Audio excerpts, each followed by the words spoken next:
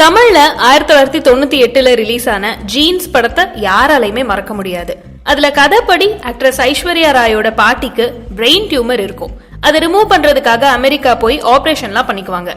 ஆனா அவங்க பிரெயின்ல தப்பான சைட் டாக்டர்ஸ்லாம் சர்ஜரி பண்ணிருவாங்க. அதுக்கப்புறம் நிறைய விஷயங்கள்லாம் நடக்கும்.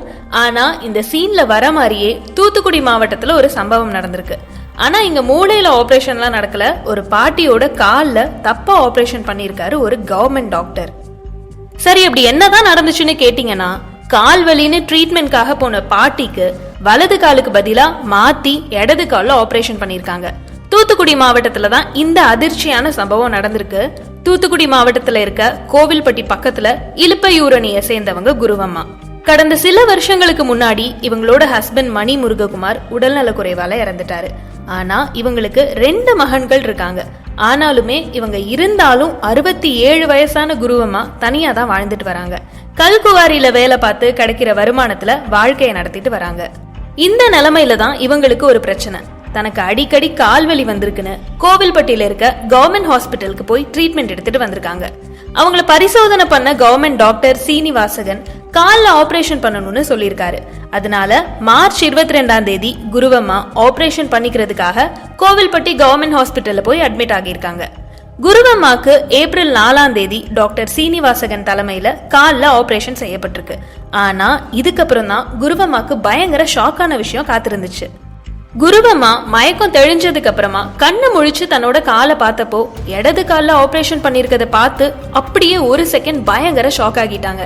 உடனே வலது காலுக்கு பதிலா இடது கால்ல ஆபரேஷன் பண்ணிட்டாங்கன்னு சொல்லி கத்தி கதறி கூச்சல் போட்டு அழுது புலம்பிருக்காங்க. இது பத்தி அந்த பாட்டி குருவம்மா என்ன சொன்னாங்கன்னா, என் கால்ல மாத்தி ஆபரேஷன் பண்ணிட்டாங்க.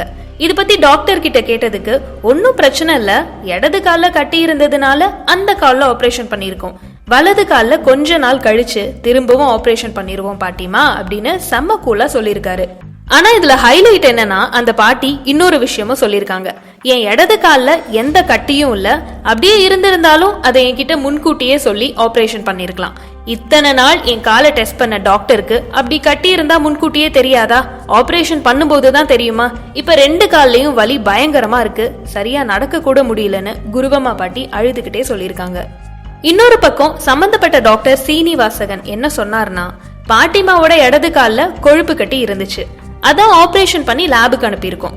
இதுல பிரச்சனைலாம் ஒண்ணுமே இல்ல, சீக்கிரமா இன்னொரு கால்லையும் ஆபரேஷன் செய்ய போறோம், இத போய் தேவையில்லாம பெருசுப்படுத்துறாங்க அப்படின்னு அந்த டாக்டர் சொல்லியிருக்காரு.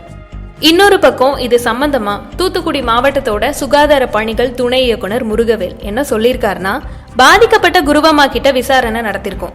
ஆபரேஷன் தொடர்பா பேஷண்ட் கிட்ட தகவல் தெரிவிக்காதது உட்பட சில காரணங்களுக்காக முதல் கட்டமா அந்த டாக்டரை ஓட்டப்பிடாரம் கவர்மெண்ட் ஹாஸ்பிட்டலுக்கு பணியிட மாற்றம் செஞ்சிருக்கோம். தொடர்ந்து விசாரணை நடந்துகிட்டு இருக்கு, விசாரணை அறிக்கையை அரசுக்கு அனுப்ப இருக்கும் அப்படின்னு அவர் சொல்லியிருக்காரு.